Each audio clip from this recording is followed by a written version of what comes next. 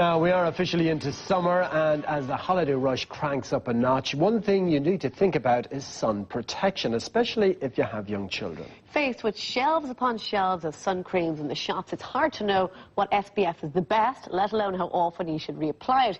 Here to give us some insight into picking the right sunscreen is Rory O'Donnell of the Irish Pharmacy Union. A very good morning to you, Rory. Hi, Sybil. How are you? I have to admit, and I know, Brian, you admitted it to me earlier, that when I pick sunscreen, when I see it in the shops, I usually pick what's on special, and I don't really look at the SPF or UVBs or A's or any of that stuff. It's like, okay, it's $8.99, that's the one I'll get. I mean, that's probably a bad thing to do. I mean, I don't know. Oh, well, absolutely. You know, sometimes it's a case of buy cheap, buy twice. And certainly when it comes to skincare and sun screens, it's very important that people do choose the correct suntan lotions with the correct sun protection factor for their skin type. But the cost is a consideration because, I mean, if you have a couple of kids and you're going away for 2 weeks, you will need a lot of it. Well, absolutely. And evidence would suggest that we don't use enough of it. I would absolutely agree, and cost has to be borne into mind. But much more important is the effect that potentially could accrue from not using correct amount of suntan lotion. So when you buy the more expensive one, like, you know the way with ladies moisturizers, did you hear me? You know the way with moisturizers that are expensive, and then you get Nivea. I mean, essentially the creams sometimes are the same. With expensive sun creams and cheaper ones, is there really that much of a difference? Well, I'm not necessarily saying that the most expensive suntan lotions are the best. It's not really a matter of that at all.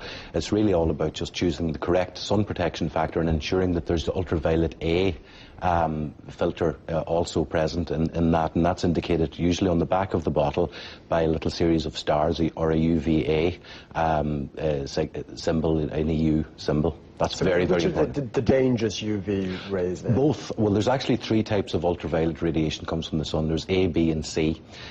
UVA is associated with cancer, with skin cancer, and with premature aging. UVB is what stimulates the melanin in our skin that gives us the tan, and that's what we feel actually when our skin is hot, is ultraviolet B radiation. But ultraviolet A and B both can cause very serious cancers indeed. So would every cream then not have the UVA? Would some creams not have it? Yeah, it's entirely possible that they don't all have sufficient UVA protection. As I say, you'll actually see it on the back usually on the back of the bottle, a series of stars from 3 to 5, with 5 being the maximum protection. So look for a high one in the UV, absolutely, as the UVA is concerned.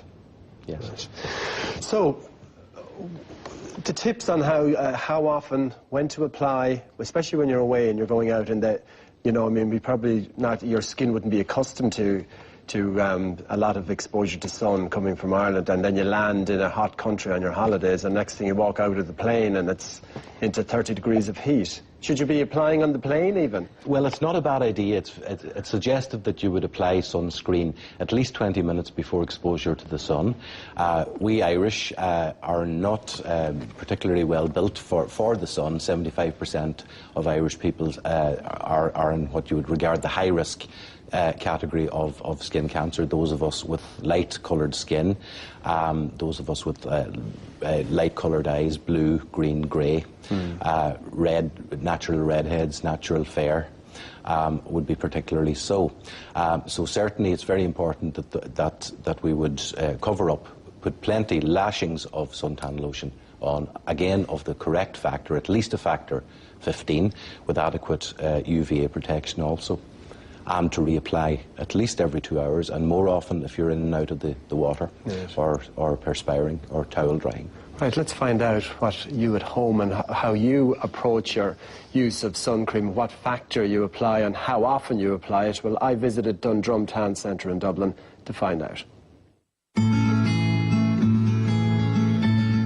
For to stop you getting burned alive and looking 100 years of age when you're only 20. And I use factor 50 every day. Even here at home? Oh, even in the middle of winter.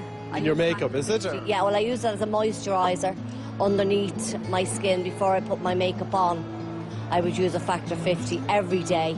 Much more aware now than I used to be.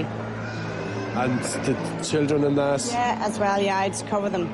I mean, my mum never used to put it on me, so I'm much more aware, yeah. Well, for children, I think Total Block is the only thing that I go for myself. You know, obviously, you sort of, you know, like a bit of a tan or whatever. So I think, you know, if I was away, I wouldn't use any less than 15. We'd only use it up to about two or 3 days, and that'd be it then. I wouldn't bother. After 2 or 3 days, even abroad? Even abroad, yeah. Do you colour or take the sun quite easily? Yeah, I get it very easy. I have a typical Irish redhead here, so yeah, no, we would next. We go away to the sun, so I would definitely put sun cream on the children. Would you be doing it here, even here at home during the finer days? I would. Even in my handbag, I'd always carry a little travel size around, and just to put in their faces really more so, because they do should be covered up. And I would in myself as well. I would always have an SPF on my face. Well, I apply it all the time. Especially I have a child with eczema, so he can't have any sunburn at all. It's exposure to the sun. But I have to use very high-end products for him. La Roche-Posay is the one I use. And I would use sun cream on both the children all the time. I also use... Even at home here, yeah? Yeah, I always use it's sun protection factor 15 on my own skin as well. Maybe not so much in the winter time, but in the summertime. And then when you go away, would you be very sort of regimented about putting it on and reapplying it? Absolutely, absolutely. I would, especially with the younger guy, I'd be much more careful. The older boy, I wouldn't be quite as regimental about. Maybe I would let that slip a little bit.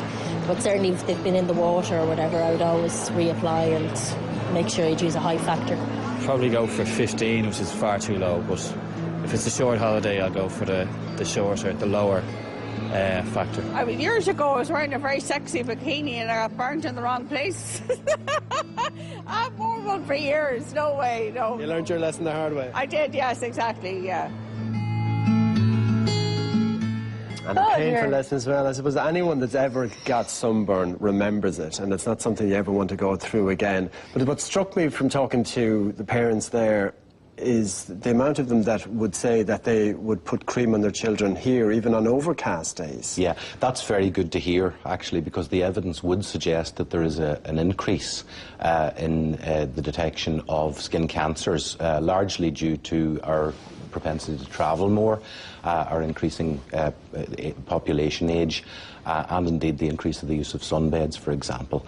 You know, so it's actually encouraging to actually see that. And that gentleman there that said he would start his holiday at 15, is that quite low, or should you start even higher, on a factor 15? It depends again on the person's skin type, but most certainly a 15 I would regard as the absolute minimum.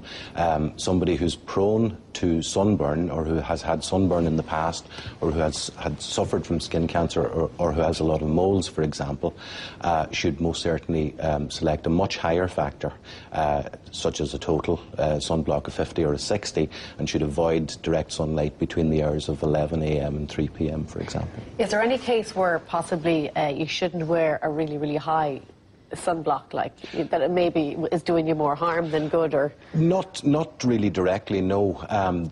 But it's all obviously with any skincare product, it's important to patch test first. So it's entirely possible that somebody could be allergic to a particular sunscreen, and accordingly they should perhaps try on a small area first before they apply it all over. Well, I suppose I was meaning that it's kind of healthy to get a bit of sun on your bones, and if you're going off to somewhere like Malta and you're putting on factor 70, I don't know if they do a factor 70, but you've put on a really high factor and you don't get, you know, it's like... It's like putting on clothes over your face and your arms. You're not getting anything. Yeah, it's a fair question, and obviously we do need some vitamin D. The sun is not our enemy. Obviously, the amount of vitamin D that the body produces is as a result of the amount of sunlight we get. So we do need to get some, but at the same time, again, depending on the person's skin type and when they're exposing themselves to the sun, they have to take the most precautions that they possibly can. Some of the tips you were giving us earlier, Rory, was about if you're swimming, reapply frequently. But if the sun cream, the bottle says water resistant, you know, could we just ignore that essentially? Or? Yeah, I don't know that you would necessarily ignore it, but most certainly you would still reapply it, especially if you've towel dried. Yeah, and I mean that's, I suppose, is the biggest chore, especially if you're on a beach with children, you know, the fact that you have to keep reapplying it, and they don't want to know, and they're just gone, and sand everywhere. Oh, absolutely. I know it's a chore, but it's especially important for children because it's well known that 80% of the ultraviolet radiation that we pick up during our lives is picked up during the young years. So I suppose the basic rule is put it on regularly and put it on in heavy quantities. Absolute loads. Or else keep your children indoors. One or the other. Rory, listen, thank you so much for coming on this morning. Thank you very much. OK, the Every Gardener's worst nightmare. I'll be finding out the best way to de-weed your garden in preparation for summer. That's coming up after the break.